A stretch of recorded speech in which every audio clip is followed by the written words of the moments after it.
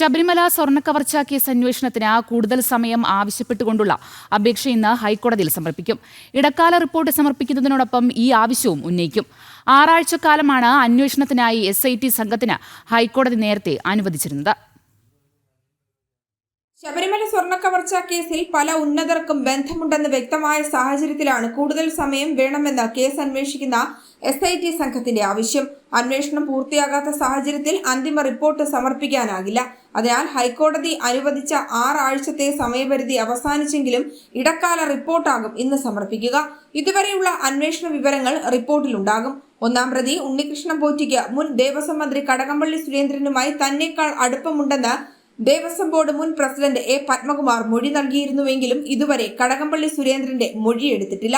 കോടതിയുടെ നിർദ്ദേശാനുസരണം ഉടൻ കടകംപള്ളി സുരേന്ദ്രന്റെ മൊഴിയെടുക്കാനും സാധ്യതയുണ്ട്.